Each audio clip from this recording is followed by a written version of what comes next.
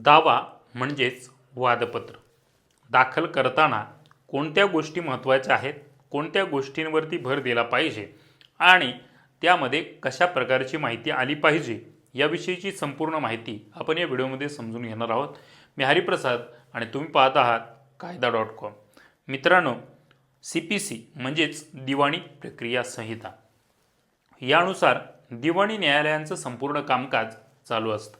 यामध्ये वादपत्र म्हणजेच त्याला इंग्लिशमध्ये प्लेंट असा शब्द वापरला जातो. दिवाणी प्रक्रिया संहितेच्या CPCच्या ऑर्डर 7 मध्ये वादपत्र प्लेंट विषयी संपूर्ण माहिती आपल्याला पाहायला मिळते. खरं तर न्यायालयामध्ये आपण दावा दाखल करतो, यामध्ये काय माहिती असली पाहिजे हेच आपण समजून घेऊयात. पहिलं तर ज्या न्यायालयात आपण दावा दाखल करतो त्या न्यायालयाचं नाव या दाव्यामध्ये असणं महत्त्वाचं आहे. फिर्यादीचं नाव, त्याचा संपूर्ण पत्ता आणि संपूर्ण तपशील या दाव्यामध्ये असणं गरजेचं असतं. प्रतिवादी म्हणजेच डिफेंडंटचं नाव, त्याचा पत्ता आणि त्याची माहिती या दाव्यामध्ये असणं गरजेचं असतं. पक्षकार अल्पवयीन किंवा असमर्थ असल्यास त्याची ही माहिती दाव्यामध्ये नमूद करावी. कॉज ऑफ ॲक्शन म्हणजे कोणत्या कारणानं आपण हा दावा दाखल करतो याची माहिती दाव्यामध्ये असणं अत्यंत महत्त्वाचं असतं. किंवा कारण नसेल तर दावा त्या ठिकाणी वैध नसला असं सुद्धा समजलं जातं. खरं तर न्यायालय आणि त्याचं ज्युरिडिक्शन म्हणजे अधिकार क्षेत्र हा दावा इतक्या किमतीचा आहे, त्याचं ज्युरिडिक्शन हे आहे, हे मजकूर त्यामध्ये अत्यंत महत्त्वाचा असतो. कारण जर आपण चुकीच्या ज्युरिडिक्शनमध्ये दावा दाखल केला तर तो दावा रद्दबातल ठरवला जातो.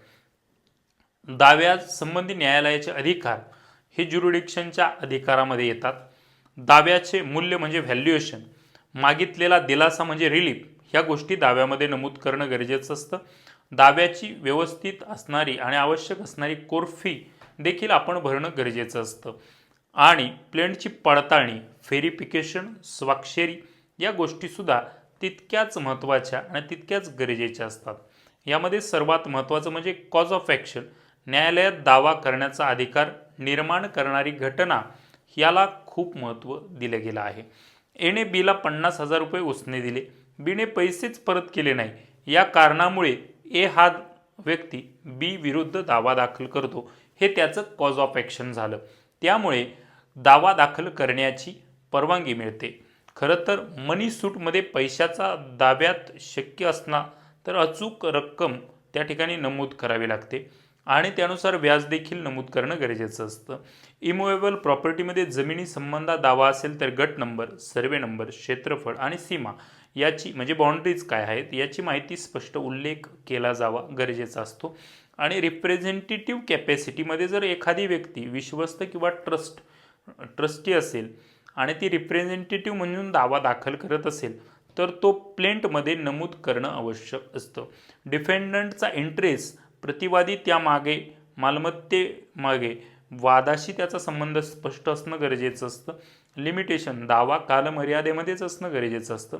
रिलीफ म्हणजे to specify be stated the relief म्हणजे फिर्यादीने न्यायालयाकडे कोणता दिलासा मागितला आहे तो स्पेसिफाईड असणं, म्हणजे पैसा वसूल करून द्यावेत, ताबा मिळवून द्यावा, कायमस्वरूपी मनाईचा आदेश द्यावा किंवा नुकसान भरपाई द्यावी, असा जो स्पेसिफिक जो रिलीफ आहे त्याची दाव्यामध्ये नमूद करणं आवश्यक असतं.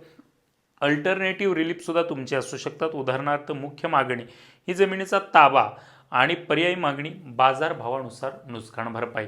म्हणजे यामध्ये आपण दोन गोष्टी पाहिल्या, एक तर तुम्हाला ताबा हवा आहे आणि दुसरं ते द्यायचा नसेल तर पर्यायी भावानुसार त्या ठिकाणी नुकसान भरपाई देणं गरजेचं आहे, असं आपण दाव्यामध्ये मागू शकतो. Procedure to admission the plaint, यामध्ये दावा दाखल झाल्यानंतर न्यायालय त्याची नोंद घेते, समन्स काढते आणि प्रतिवादीला नोटीस पाठवते. Return to the plaint, return of plaint म्हणजे जर चुकीच्या न्यायालयात दावा दाखल केला असेल तर तुम्हाला सर्वात महत्त्वाचं म्हणजे प्लेंट फेटाळला जातो किंवा नाही हे प्रश्न तर प्रत्येकाला पडतोच, तर योग्य न्यायालयात सादर करण्यासाठी तो दावा परतही पाठवला जातो. रिजेक्शन ऑफ प्लेंट म्हणजे अत्यंत महत्त्वाचा मुद्दा यामध्ये आपण पाहिला पाहिजे. प्लेंट खालील परिस्थितीत रिजेक्ट केला जाऊ शकतो: कॉज ऑफ ॲक्शन नाही, दाव्याचे मूल्य, चुकीची दुरुस्ती आणि सांगूनही दुरुस्ती केली नाही, दावा कायद्याने प्रतिबंधित असेल तर, लिमिटेशन संपली असेल तर, 2 प्रतींमध्ये दाखल केली नाही, रूल 9चे पालन केले नाही, यामध्ये आपण दावा रिजेक्ट केला जाऊ शकतो. ही त्याची कारणं पाहिली. चुकीचे न्यायालय म्हणजे प्लेंटमध्ये कायदेशीर दोष असतील, योग्य न्यायालयात पुन्हा दाखल करता येतो. नवीन प्लेंट अपीलाचा मार्ग देखील अवलंबला जाऊ शकतो. प्रोडक्शन ऑफ डॉक्युमेंट, फिर्यादीने आपल्या दाव्याची संबंधित कागदपत्रे प्लेंटसोबतच दाखल करावी, हे गरजेचं असतं. प्लेंट म्हणजे काय, तर कॉज ऑफ ॲक्शन, रूल 1 मध्ये आवश्यक बाबी, रूल 10 मध्ये रिटर्न ऑफ द प्लेंटमध्ये आवश्यक बाबी, रिजेक्शन ऑफ प्लेंट, या सर्व गोष्टी आपण महत्त्वाच्या आहेत आणि ह्या गोष्टी आपण समजून घेतल्या. तुम्हाला हा दाव्याच्या विशेष माहितीचा व्हिडिओ कसा वाटला हे आम्हाला कमेंट सेक्शनमध्ये नक्की सांगा.